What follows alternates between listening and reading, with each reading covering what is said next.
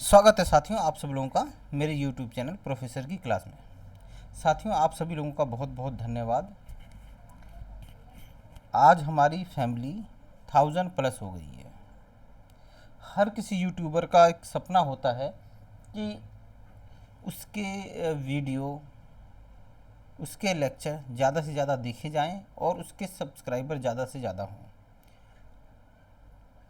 और किसी भी यूट्यूबर के लिए पहले 1000 सब्सक्राइबर जो होते हैं वो बहुत महत्व रखते हैं, उसका हौसला बढ़ाते हैं, उसको मोटिवेट करते हैं और ज़्यादा अच्छे अच्छे प्रयास करने के लिए और ज़्यादा अच्छे अच्छे वीडियो बनाने के लिए। तो हमारी जो फैमिली है, प्रोफेसर की क्लास की जो फैमिली है, उसमें 1000 से ऊपर सब्सक्राइबर हो गए हैं। तो हमारी फैमिली धीरे धीरे बढ़ रही है। तो इसका श्रेय आप सभी लोगों को जाता है। आप लोग जो वीडियो लाइक करते हैं, शेयर करते हैं, सब्सक्राइब करते हैं, तो आप सब लोगों के लिए ये है, कोई मेरी अकेले की वो नहीं है। तो आप सभी लोगों को इसका बहुत बहुत धन्यवाद और आप सभी लोगों को इसकी बधाई। ठीक है, चलिए दोस्तों, आज हम जो टॉपिक करने वाले हैं वो है Veer Savarkar. Indian political thoughts का वीर सावरकर जो है वो एक बहुत इम्पोर्टेंट टॉपिक है। क्यों इम्पोर्टेंट है दोस्तों? क्योंकि आज के समय में जो है अक्सर वीर सावरकर का जिक्र हो जाता है और हिंदूवादी जो राष्ट्रवाद है, हिंदू राष्ट्रवाद या हिंदुत्व या हिंदूवादी विचारधारा, उसके ये कहीं ना कहीं स्रोत हैं।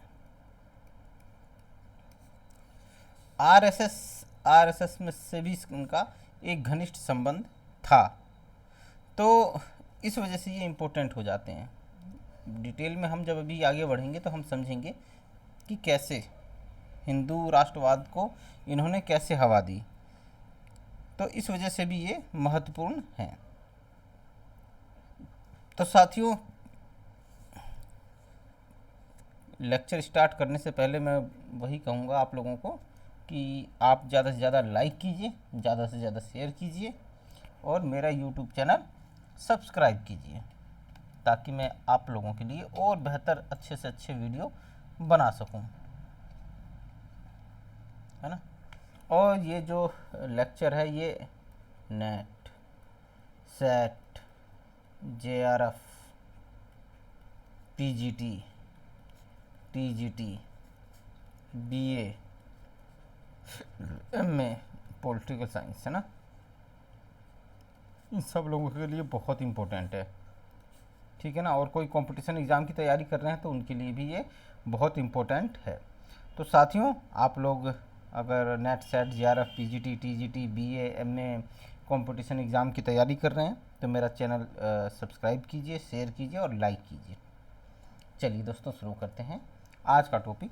वीर सावरकर 1883 से 1966 तक का इनका पीरियड है और एक बहुत बड़ा वक्त इन्होंने जेल के अंदर गुजारा। जेल की हवा भी इन्होंने खाई है। इनका नाम जो था विनायक दामोदर सावरकर था, लेकिन इनको वीर सावरकर कहा जाता था। ठीक है ना। ये नायक हटा दिया गया इसमें से और दामोद हटा दिया गया, बन गया वीर, है ना, वीर सावरकर। तो इनको क्या कहा जाता था? वीर सावरकर भी कहा जाता था। नाम बड़ा था ना, विनायक दामोदर सावरकर, तो इनको शॉर्ट नेम कर दिया गया वीर सावरकर। सावरकर जो थे एक उग्र राष्ट्रवादी थे। ठीक है ना, उग्र राष्ट्रवादी थे, देशभक्त थे, क्रांतिकारी थे तथा हिंदू पुनरुत्थानवादी थे। मतलब हिंदुओं का पुनरुत्थान करना चाहते थे और हिंदू राष्ट्र का इनका वो था, एक स्वप्न था। तो ये सारी खूबियाँ इनके अंतर्गत थी। समाज सुधारक नहीं कहे थे ये, समाज को सुधारने के ऊपर इन्होंने जोर नहीं दिया। इन्होंने मुख्यतः एक हिंदू राष्ट्रवाद के ऊपर जोर दिया और आखिरी तक उसका समर्थन किया। सावरकर हिंदू पुनरुत्थानवाद की विचारधारा के प्रबल समर्थक थे। ठीक है। इनकी आरंभिक पढ़ाई फर्गूसन पूना में हुई थी। अब इनकी ये बड़ी वो है, फर्ग्यूसन में इनकी शुरुआती पढ़ाई हुई थी।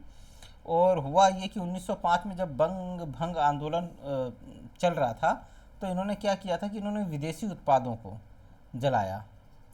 तो जब प्रशासन को पता चला तो उन्हें कॉलेज से निकाल दिया गया। फिर तिलक की सिफारिश पे श्याम जी कृष्ण वर्मा ने सावरकर को छात्रवृत्ति दी और वे इंडिया हाउस लंदन में उन्होंने आगे की पढ़ाई की और बैरिस्टर की उपाधि प्राप्त की। और वहीं से इन्होंने तिलक को अपना गुरु बना लिया था। सावरकर ने क्या किया था कि तिलक को अपना गुरु बना लिया था। इन्होंने अपने छात्र वाले जो जीवन है ना, इसके अंतर्गत क्या किया था, तीन सोसाइटी या 3 संगठन बनाए थे। पहला था मित्र मेला 1990 होगा, ये 1900 गलत लिखा गया है, हाँ ठीक है, सॉरी।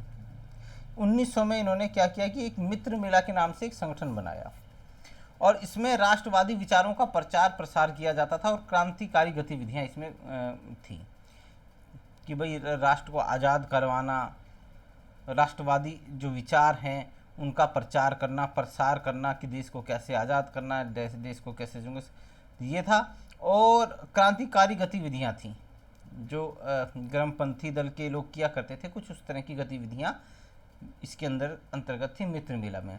फिर अभिनव सोसाइटी, फिर इसी मित्र मेला को इन्होंने क्या किया, कहाँ गया कर्सर, कहाँ गया भाई, हाँ, इन्होंने इसी मित्र मेला को क्या कर दिया, बाद में 1908 में अभिनव भारत सोसाइटी बना दी इसको, ठीक है ना। उसी का नाम एक प्रकार से चेंज कर दिया और इसको क्या बना दिया, अभिनव भारत सोसाइटी बना दी। फिर इन्होंने क्या बोलते हैं, फ्री इंडिया सोसाइटी बनाई। ये संस्था जो थी 1900, इसका कोई फिक्स टाइम नहीं है, कुछ बुकों में अलग अलग लिखा गया है, तो इस तरह का कभी कोई क्वेश्चन बनता नहीं है कि भाई इसकी स्थापना कब हुई थी। लेकिन हाँ, इस तरह का क्वेश्चन जरूर आ सकता है कि निम्नलिखित में से किस संस्था का संबंध वीर सावरकर से नहीं है। तो मित्र मेला, अभिनव भारत सोसाइटी और फ्री इंडिया सोसाइटी का संबंध वीर सावरकर से है। ये 3 याद रखना। चौथी जो भी आएगी वो उसका संबंध वीर सावरकर से नहीं होगा, ठीक है ना। और ये इन्होंने अपने लंदन प्रवास के दौरान फ्री इंडिया सोसाइटी बनाई थी। ये जो संस्था थी ये एक इटली के प्रसिद्ध क्रांतिकारी थे मेजिनी जी, और उसी से ही प्रभावित होकर इन्होंने बनाई थी। और जो मेजिनी की जो सोसाइटी थी वो थी आपका जियोवनी इटालियन सोसाइटी, है ना। मेजिनी की जो संस्था थी या संगठन था, उसका नाम था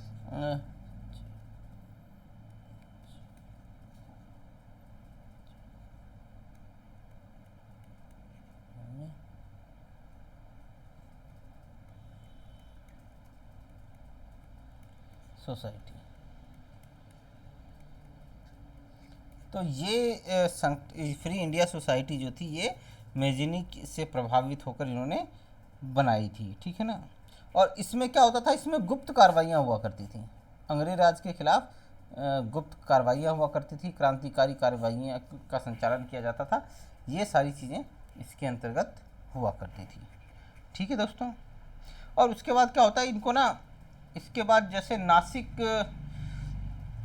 षड्यंत्र केस है ना, नासिक षड्यंत्र केस के अंतर्गत इनको क्या कर दिया जाता है, इनको दोषी बना दिया जाता है और फिर इनको 50 साल का कारावास घोषित कर दिया जाता है। और ये अंडमान की जो जेल थी ना, वहाँ इनको भेज दिया जाता है। अंडमान की सेलुलर जेल के अंतर्गत इनको भेज दिया जाता है। अब होता है कि इन्होंने भाई, विवाद ये उठता है कि भाई जब आरएसएस और बीजेपी के जो प्रवक्ता ना, आज के टाइम में जो मैं अभी आपसे कह रहा था कि एक ज्वलंत मुद्दा बन जाता है, ये मुद्दा होना नहीं चाहिए लेकिन मुद्दा बना दिया जाता है। हुआ ये था कि भाई आरएसएस से जुड़े हुए थे, इसके सदस्य थे और उसके अध्यक्ष भी रहे ये। तो आरएसएस वाले इनको जो है स्वतंत्रता सेनानी भी कहते हैं, इनको क्रांतिकारी भी कहते हैं, और इनको वीर कहते हैं, बहादुर कहते हैं, ये सारी चीज़ें कहते हैं। और इसी दौरान जब ये षड्यंत्र केस में फंसे थे ना, तो 1911 से लेकर 13 के बीच में, 13 के बीच में, ठीक है ना, 1911 से लेकर 13 के बीच में, इस दौरान इन्होंने क्या किया कि भाई इनको तो पता चल गया कि अब मैं 50 साल के लिए गया काला पानी, है ना, काला पानी की सज़ा हुआ करती थी, अंडमान की सेलुलर जेल को काला पानी की सज़ा बोलते थे कि मैं तो गया काला पानी। तो इन्होंने कई सारी याचिकाएं ब्रिटिश सरकार को लिखी थी, उनसे निवेदन किया था कि मुझे छोड़ दिया जाए, मेरी सज़ा माफ़ कर दी जाए, ठीक है। तो अब माफ़ी मांगना, सज़ा माफ़ करवाना, ये किसी वीर पुरुष के तो गुण नहीं होते हैं। तो कांग्रेस वाले इसी चीज़ को उठाते हैं, एक तो ये मुद्दा उठाते हैं कि अगर क्या बोलते हैं, वीर सावरकर इतना ही बड़ा वीर था, इतना बड़ा देशभक्त था, इतना बड़ा क्रांतिकारी था, इतना बड़ा राष्ट्रवादी था, तो ब्रिटिश सरकार से उसने क्षमादान की भीख क्यों मांगी, ये उठाते हैं।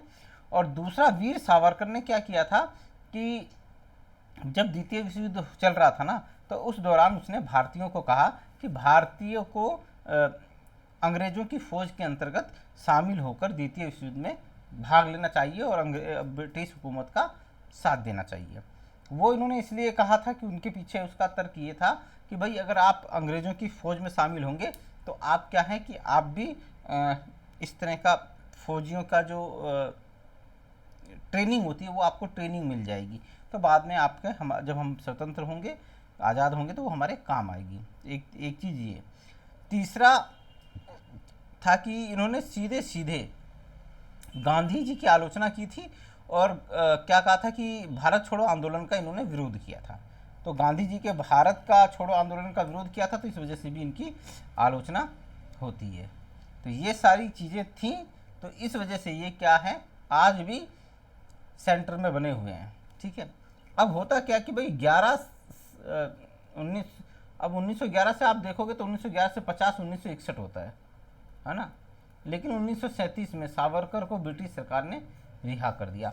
अब 1937 में जब सावरकर रिहा हुए तो इनका विचार बिल्कुल बदल गया था। शुरू में ये क्या कर रहे थे, अंग्रेजों के खिलाफ षड्यंत्र करते थे। किस तरह का षड्यंत्र? आज़ादी वाला षड्यंत्र, वो वाला षड्यंत्र नहीं, ठीक है ना। ये क्या करते थे कि क्रांतिकारी तरीकों का प्रयोग करते थे, उग्र राष्ट्रवाद को बढ़ावा देते थे, ये सारे काम ये करते थे। लेकिन जब 1937 में ये आज़ाद हुए तो फिर उन्होंने ब्रिटिश सरकार का विरोध करना, ठीक है ना, वो बंद कर दिया, वो नहीं किया उसके बाद, ठीक है ना। आप देखेंगे कि उन्होंने यहाँ तक भी कहा कि भाई भारतीयों को ब्रिटिश फौज में शामिल हो जाना चाहिए, और उन्होंने आपका जो गांधी जी ने आंदोलन छेड़ा था उसका भी इन्होंने क्या किया, भारत छोड़ो आंदोलन का भी इन्होंने फिर विरोध किया। जेल से रिहा होने के पश्चात ये लोकतांत्रिक साम्राज्य पार्टी में शामिल हुए और शीघ्र ही हिंदू महासभा के सदस्य बने, फिर अध्यक्ष बन गए। तो ये सारी चीज़ें थी। 1937 से लेकर 1943 के बीच में हिंदू महासभा के अध्यक्ष रहे। अब इन्होंने क्या, हिंदुओं को अंग्रेजी फौज में शामिल होने के लिए कहा और भारत छोड़ो आंदोलन का विरोध किया। तो ये कुछ तथ्य हैं, आप इनको याद रखिएगा, आ सकता है क्वेश्चन। चलिए दोस्तों आगे बढ़ते हैं। अब वीर सावरकर की कुछ रचनाएं हैं, वो बहुत इंपॉर्टेंट रखती हैं, हम उनको समझते हैं कि भाई ये कौन कौन सी रचनाएं। The Indian war of independence 1857, 1857।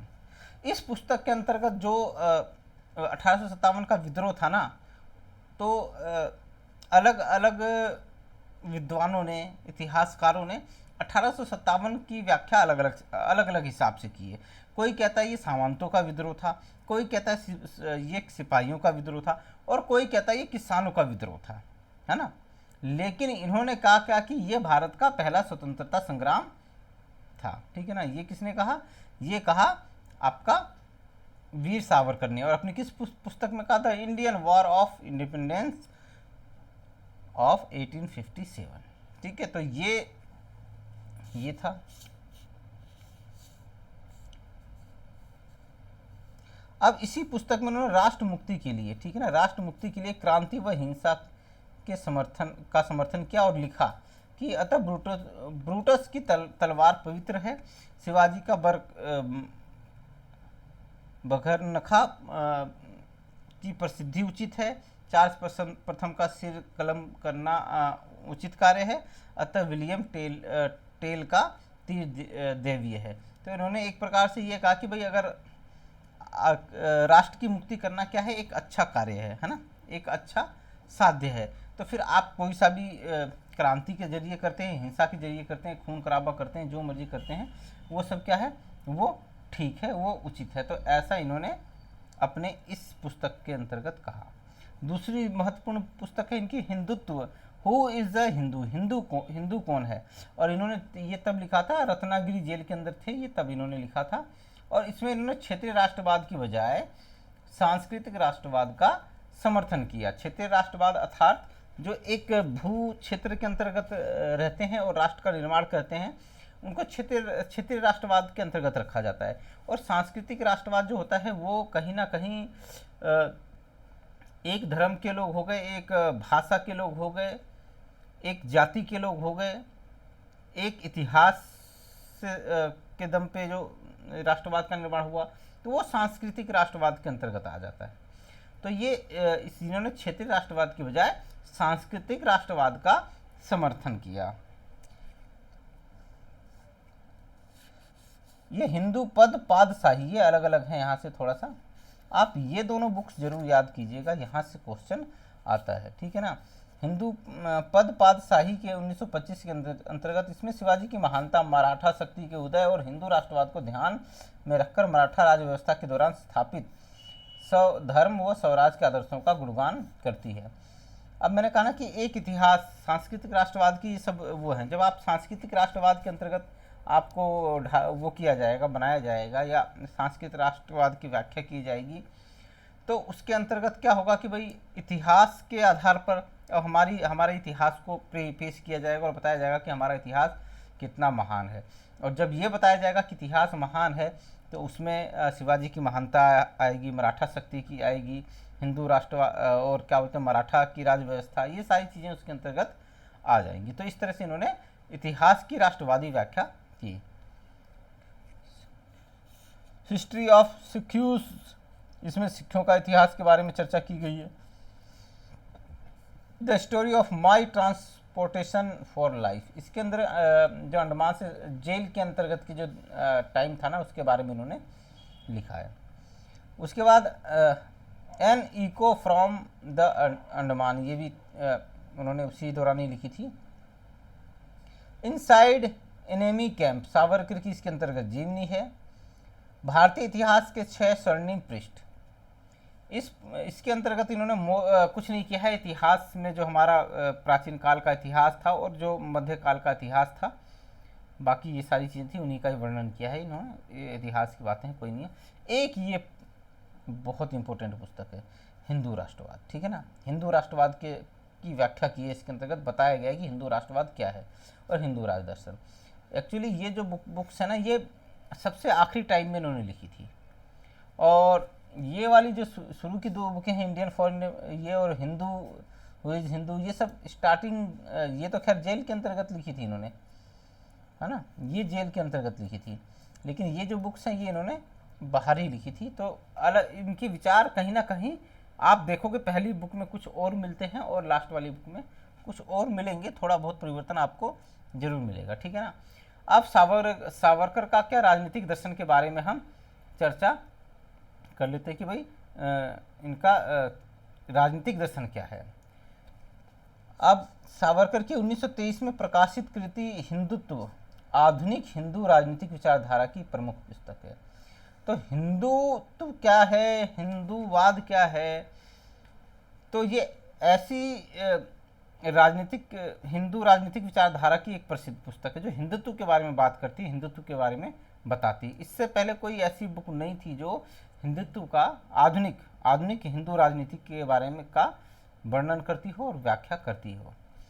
इस पुस्तक में अब ये बड़ी जोरदार बात कहते हैं कि हिंदू वो है जो सिंधु नदी से समुद्र तक, है ना, संपूर्ण भारतवर्ष को अपनी पृथ्वी और पुण्यभूमि मानता है। मतलब जो आदमी सिंधु नदी तो आपका पाकिस्तान की तरफ जो बहती है, वहाँ से लेके समुद्र तक जो भी लोग रहते हैं और उसे अपना आपका क्या है, पृथ्वी और पुण्य भूमि मानते हैं। अब देखो क्या बात कही कि जो एक तो पृथ्वी भूमि मानते हैं, पुण्य भूमि।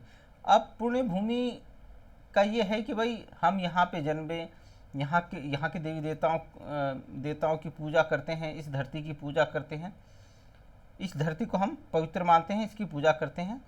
लेकिन मुसलमान जो हैं वो क्या, मक्का मदीना की पूजा करते हैं, है ना। शायद सऊद कहाँ पे है ये मुझे याद नहीं आ रहा मुझे, एक्चुअली मैं इतना इसके बारे में नहीं नॉलेज है मुझे मक्का मदीना के बारे में। तो ये मक्का मदीना जो है वो हिंदुस्तान से बाहर है, और मुसलमान कहीं पे भी हों, चाहे वो कहीं पे भी पैदा हों, वो मक्का मदीना को पुण्य भूमि मानते हैं। तो ठीक है, ये मानने वाली अपनी अपनी चीज़ें हैं। बहुत सारे हिंदुस्तानी जो बाहर बस गए हैं, और वो बाहर बसने के बावजूद भी, वहाँ की नागरिकता लेने के बाद भी, आज भी भारतवर्ष को अपनी पुण्य भूमि मानते हैं। तो कोई उसमें वो नहीं है। तो ये कहीं ना कहीं सावरकर जी ने इस पॉइंट ऑफ व्यू से कही है कि मुसलमान जो है वो भारत को अपनी पुण्य भूमि नहीं मानता है ना। तो इसके अंतर्गत इन्होंने, इस अवधारणा घर के अंतर्गत इन्होंने ये लिखा कि जो भाई सिंधु नदी से लेके आपका पूरे दक्षिण भारत में रहता है और इसको अपनी पृथ्वी और पुण्य भूमि मानता है, तो वो क्या है, वो आपका वो हिंदू है। अब इस हिंदू के अंतर्गत कौन कौन आ जाता है, इसके अंदर सिख, ईसाई सब आ जाएंगे भैया। कौन आ जाएगा, सिख आ जाएगा, क्योंकि सिख भी तो क्या है कि आपका इसको क्या मानता है, इसमें रहता है हिंदुस्तान के अंतर्गत, और इसको पृथ्वी मानता है और पुण्य भूमि मानता है। इसके अंदर जैन आ जाएंगे,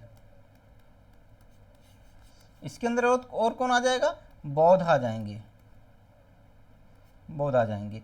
ये तीनों इसके अंतर्गत आ जाएंगे, क्योंकि ये तीनों ही इसको पृथ्वी और पुण्य भूमि मानते हैं। अब कौन नहीं मानता है दोस्तों, तो ये याद रखना, एक तो मुस्लिम की तरफ ही मुस्लिम बताता है कि ये क्या है, ये हिंदू राष्ट्रवाद के अंतर्गत नहीं आते, और ये हिंदू भी नहीं है, और एक अंग्रेज जो है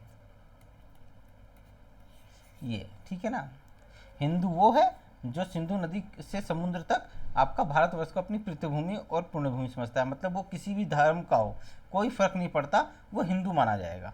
तो इन्होंने इस तरह की व्याख्या की है। सावरकर के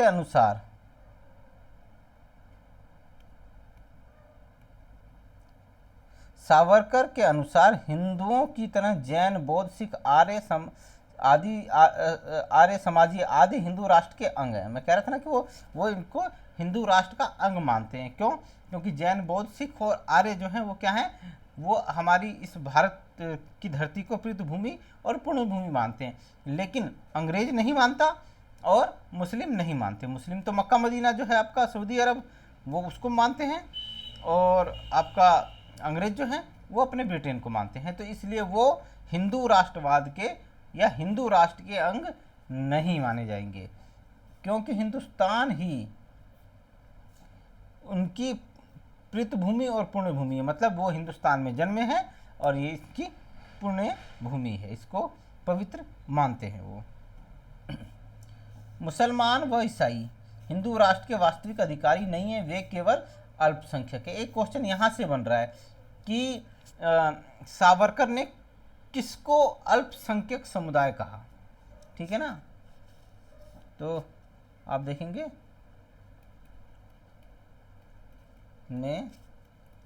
निम्न में से किसको अल्पसंख्यक समुदाय कहा है। तो आपके पास ऑप्शन होंगे, एक होगा मुस्लिम, दूसरा ऑप्शन दे देगा आपको ईसाई, ठीक है ना, बौद्ध, तीसरा ऑप्शन दे देगा बौद्ध, और चौथा ऑप्शन आपको दे देगा वो जैन, है ना। तो आप देखोगे तो आपको लगेगा बौद्ध और जैन तो ये सबसे ज़्यादा अल्पमत में है ना। और आपको ऑप्शन क्या देगा, जैसे ऑप्शन दे देगा यहाँ पे, विकल्प दे देगा। ऑप्शन कहाँ चला गया रे कर्सर, ऑप्शन, पहला ऑप्शन देगा ए 1+2, बी ऑप्शन देगा 2+3, तीसरा ऑप्शन दे देगा 3+4, और डी ऑप्शन दे देगा ऑल, सभी। तो आपको याद रखना है इसने मुस्लिम और ईसाई को कहा है, ठीक है ना। तो ए ऑप्शन आपका सही बनेगा। इन्होंने उनको तो जो इसको पृथ्वी और पुण्यभूमि समझते हैं, उनको इन्होंने हिंदू राष्ट्रवाद का अंग बताया है ना। और बाकी जो इसको अपना पृथ्वी पुण्यभूमि नहीं समझते, उनको इन्होंने अल्पसंख्यक समुदाय घोषित कर दिया है साथियों। तो एक क्वेश्चन यहाँ पे कैसे बन सकता है, मैंने आपको बताया। सावरकर हिंदुत्व तथा हिंदू राष्ट्रवाद की धारणाओं के मुख्य प्रतिपादक व व्याख्याकार थे। सावरकर के हिंदुत्व अथवा हिंदू के 3 लक्षण या आधारभूत तत्व बताएं। अब इसने हिंदूवाद के या हिंदुत्व के हिंदू राष्ट्रवाद के 3 लक्षण बताए हैं। ये अब हम करेंगे कि वो 3 लक्षण कौन कौन से हैं। तो पहला है आपका राष्ट्र, है ना, कि राष्ट्र, इस राष्ट्र को प्रादेशिक एकता या राष्ट्र भी कह सकते हैं, है ना। प्रथम तत्व क्या है, राष्ट्र या प्रादेशिक एकता भूमि से है। हिंदू वह है जिसके मन में सिंधु से ब्रह्मपुत्र तक, तो सिंधु हमारी कहाँ पश्चिम में बहती है और ब्रह्मपुत्र पूरब में बहती है, और हिमालय से लेकर कन्याकुमारी तक, ठीक है ना, उत्तर से लेकर दक्षिण तक, पूरब से लेकर पश्चिम तक, हर जगह का इन्होंने वर्णन किया है ना। तो वहाँ तक कि भौगोलिक प्रदेश के प्रति अगर वो प्रेम करता है, उस भूमि से प्रेम करता है, उसको भारत माता समझता है, तो वो क्या है, वो हिंदू है, ठीक है ना। तो ये पहला तत्व हो गया। दूसरा तत्व है क्या, जाति अथवा रक्त। तो क्या है दूसरा तत्व, इसने जाति अथवा रक्त बताया है। हिंदू वो है जिसकी धमनियों में उन लोगों का रक्त बहता है जिनका मूल स्रोत वैदिक सप्त सैंधव प्रदेश है, ठीक है ना। तो इन्होंने क्या कहा, इन्होंने कहा कि दूसरा तत्व जाति अथवा रक्त को बताया है, ठीक है ना।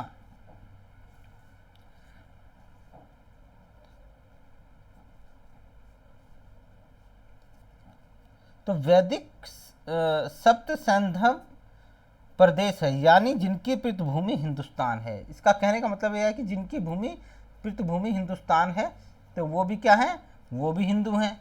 तो पहला तत्व क्या है कि जो इस भूमि से प्रेम करते हैं वो हिंदू हैं, और जिनकी पृष्ठभूमि हिंदुस्तान है वो भी हिंदू हैं। और तीसरा तत्व है संस्कृति। ये यहाँ पे बड़ी जोरदार बात कहते हैं, जिस व्यक्ति को हिंदू सभ्यता और हिंदू संस्कृति पे गर्व है वो हिंदू है ना। जिसे जो हिंदुओं की सभ्यता है और संस्कृति पर गर्व है वो भी हिंदू है। सावरकर के अनुसार हिंदू सामान्य संस्कृति, सामान्य इतिहास, सामान्य भाषा, सामान्य देश, सामान्य धर्म के द्वारा परस्पर आबद्ध होने के कारण एक राष्ट्र है। तो इन्होंने क्या किया है कि भाई हिंदू जो है सामान्य संस्कृति के कारण, एक सामान्य इतिहास के कारण, सामान्य भाषा के कारण, सामान्य देश और सामान्य धर्म के द्वारा परस्पर आबद्ध होने के कारण, बंधे होने के कारण क्या है, एक राष्ट्र हैं। इस प्रकार प्रथम 2 लक्षण राष्ट्र व जाति का समावेश पृष्ठभूमि शब्द में हो जाता है, तथा तृतीय लक्षण संस्कृति को अभिव्यक्ति पुण्यभूमि शब्द में मिलती है। सावरकर की मान्यता थी कि हिंदुस्तान में हिंदू ही एक राष्ट्र है, बाकी यहाँ रहने वाले शेष लोग समुदाय हैं जो अल्पसंख्यक हैं। तो सीधा सीधा इशारा किसकी तरफ है, ब्रिटेन की तरफ है और मुस्लिम की तरफ है, ठीक है ना। तो ये कहीं ना कहीं आप देखोगे तो एक प्रकार से सांप्रदायिक बीज यहाँ पे आपको नजर आएंगे। उसके बाद निरपेक्ष अहिंसा की आलोचना की है इन्होंने साथियों, है ना। अब निरपेक्ष ये जो थे, ये अहिंसा पक्ष के बड़े कटु आलोचक थे, उनकी बुराई करते थे और उसे भिखारियों की टेक्निक मानते थे, ठीक है ना। क्या ये कि मतलब भिखारी लोग जो हैं वो अहिंसा का प्रयोग करते हैं, और ये अहिंसा को काल्पनिक कहते थे, पापमय कहते थे और अनैतिक मानते थे। तो इतनी इन्होंने इसके बारे में इतनी बुराई की है कि इन्होंने इसको अनैतिक कहा, काल्पनिक कहा और पापमय कहा है। राष्ट्रहित हेतु शक्ति व हिंसा को उचित ठहराते हुए उन्होंने प्रसिद्ध वाक्यांश लिखा, इसलिए ब्रूटस की तलवार पवित्र है, इसलिए शिवाजी का बघरनखा पावन है, इसलिए इटली में हुई क्रांतियों का रक्तपात उचित है, कीर्तिवान है, इसलिए चार्ल्स प्रथम का शिरोच्छेदन न्यायोचित कृत है। इसलिए कहीं ना कहीं आप देखोगे तो हिंसा को इन्होंने सही ठहराया कि भाई हिंसा सही है। और उसी क्या ही ये क्या कर रहे हैं, ये सारी सेंटेंस जो है ना उसी का ही वो एक प्रकार से व्याख्या कर रहा है, उसको सही ठहराने की कोशिश कर रहे हैं इसके अंतर्गत। तो इन्होंने क्या किया, हिंसा की आलोचना की है।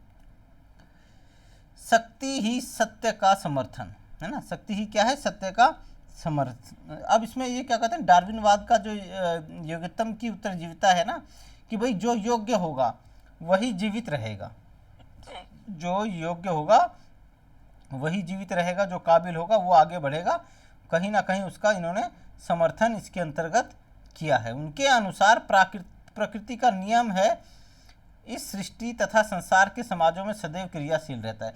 मतलब प्रकृति का नियम क्या होता है कि भाई जिसके पास ज़्यादा ताकत है वो जीवित रहेगा, ठीक है ना, जो ज़्यादा योग्य होगा वो जीवित रहेगा। तो ये सृष्टि मतलब समाजों में ये क्या होता है, ये कार्यशील रहता है। मतलब समाज में भी यही नियम लागू होता है कि भाई समाज में जो शक्तिशाली होगा वही रहेगा और वही आगे बढ़ेगा, ऐसा इन्होंने किया है। और ये कहते हैं कि जो दुर्बल प्राणी है, जो कमजोर प्राणी है, वो क्या हो जाएगा, वो खत्म हो जाएगा, नाश हो जाएगा। सावरकर का क्या, सावरकर जो थे इनका एक नारा था, समस्त राजनीति का हिंदूकरण। क्या है, समस्त राजनीति का हिंदूकरण और हिंदुओं का सैन्यकरण। आज भी आपको ये आरएसएस की विचारधारा में आपको नजर आ जाएगा, ठीक है ना। अन्यायपूर्ण व क्रूर ब्रिटिश शासन के खिलाफ क्रांति व हिंसा की नीति का समर्थन करते हुए उन्होंने लिखा कि जब तक दैवीय युग नहीं आ जाता तब तक उच्च पवित्र आदर्श केवल संत कवियों की कविताओं तथा ईश्वर अनुप्रेरित व्यक्तियों के उपदेशों तक ही सीमित रहेगा। कहते हैं कि भाई जब तक आदर्श जो है ना देवीय युग नहीं आ जाता, मतलब ऐसा युग जहाँ जो देवी देवताओं द्वारा संचालित हो, है ना, वो टाइम नहीं आता था, तब तक क्या है कि भाई ये जो आदर्श वाक्य हैं या आदर्श या नैतिकता है, ये संत साधुओं कवियों की कविताओं में ही तक ही रहेगा, ये हकीकत में ये लागू नहीं हो सकता है, ठीक है ना। हकीकत में तो क्या होगा, हिंसा होगी, ठीक है। जब तक मानव मस्तिष्क पाप पूर्ण आक्रमण प्रवृत्तियों से दूर नहीं हो जाता तब तक विद्रोह, रक्तपात तथा प्रतिशोध विशुद्ध रूप से पापमय नहीं है। तो ये कह रहे हैं कि जब तक भाई मानव का मस्तिष्क पाप पूर्ण आक्रामक प्रवृत्तियों से दूर नहीं हो जाता, कि मानव के मस्तिष्क में ये आक्रमण प्रवृत्तियां नहीं जब तक नहीं हटेंगी तब तक क्या है, तब तक विद्रोह, खून खराबा, प्रतिशोध, ये इसको पापमय नहीं कहा जा सकता। कहने का तात्पर्य ये है कि भाई जब तक देवीय युग नहीं आएगा तब तक हम अंग्रेजों को मारने के लिए हिंसा का, आक्रांति का सहारा लेंगे, तो ये क्या है, ये पापमय नहीं होगा। तो ऐसा इन्होंने इसके अंतर्गत कहा है। स्वराज व स्वधर्म की चर्चा ये करते हैं। अब इसके अंतर्गत भाई क्या कहते हैं कि इसके अंतर्गत इन्होंने कांग्रेस की बड़ी जम के आलोचना की है। सावरकर ने कांग्रेस के राष्ट्रवाद को क्षेत्रीय राष्ट्रवाद कहा, है ना। क्या कहते हैं इनको, क्षेत्रीय राष्ट्रवाद कहते हैं। क्यों, क्योंकि ये भारत को आज़ाद करवाना चाहते थे अंग्रेज, लेकिन इसके अंतर्गत इन्होंने किसी धर्म को महत्व नहीं दिया। तो इस कारण से जो है कि इनके राष्ट्रवाद को इन्होंने क्षेत्रीय राष्ट्रवाद कह दिया और कांग्रेस की आलोचना की, ठीक है ना। कि भाई क्या है कि कांग्रेस को सिर्फ एक क्षेत्र से मतलब है। क्या है, कांग्रेस को एक क्षेत्र से मतलब है, एक भारत आज़ाद हो जाए, एक भूभाग मिल जाए कांग्रेस को, तो इसी के लिए कांग्रेस क्या कर रही है, प्रयास कर रही है। तो सावरकर ने इनको क्या कहा कि इनका जो राष्ट्रवाद है वो क्षेत्रीय राष्ट्रवाद है। क्यों, क्योंकि ये अपने राष्ट्रवाद के अंतर्गत किसी धर्म को महत्व नहीं देते हैं, ठीक है ना। ये तो पंथ धर्म निरपेक्षता की बात करते हैं। तो ये इसी कारण से इनके राष्ट्रवाद को इन्होंने क्षेत्रीय राष्ट्रवाद कहा और आलोचना की। सावरकर का राष्ट्रवाद सांस्कृतिक राष्ट्रवाद है, जो राष्ट्र के निर्माण में क्षेत्रीय एकता की अपेक्षा धार्मिक, प्रजातीय, सांस्कृतिक और ऐतिहासिक एकताओं को ज़्यादा महत्व देती है, ठीक है ना। तो जैसे मैंने कहा कि ये सांस्कृतिक राष्ट्रवाद को महत्व देते हैं और एक भूभाग या क्षेत्र की तुलना में, है ना, क्या करते हैं, ये धार्मिक एकता, मतलब हिंदू धर्म है, उनके अंदर एकता है उसको, और प्रजातीय और सांस्कृतिक तथा ऐतिहासिक एकताओं को ज़्यादा महत्व देते हैं, जैसे, है ना। तो इनका सांस्कृतिक राष्ट्रवाद का क्या आधार है, धार्मिक, प्रजातीय, सांस्कृतिक और ऐतिहासिक, है ना, ये ज़्यादा है। इसके आधार पर ये राष्ट्रवाद का निर्माण करते हैं। वे कांग्रेस की स्वराज की मांग को भ्रामक मानते हैं और स्वराज को केवल हिंदुत्व के संदर्भ में समझा, वो कहते हैं कि भाई हिंदुत्व के संदर्भ में इसको समझना चाहते हैं। ऐसा स्वराज जो स्वधर्म यानी हिंदू जड़ों से कटा हुआ हो, उसका कोई महत्व नहीं है, ठीक है ना। तो आप देखोगे हिंदू हिंदू हिंदू पे ही ज़्यादा जोर दे रहे हैं। उसके बाद सावरकर ने अपनी पुस्तक द वार ऑफ इंडिपेंडेंस 1857 में लिखा है, स्वराज व स्वधर्म एक दूसरे के विरोधी नहीं है। स्वधर्म के बिना स्वराज निरर्थक है और स्वराज के बिना स्वधर्म शक्तिहीन है, ऐसा इन्होंने कहा।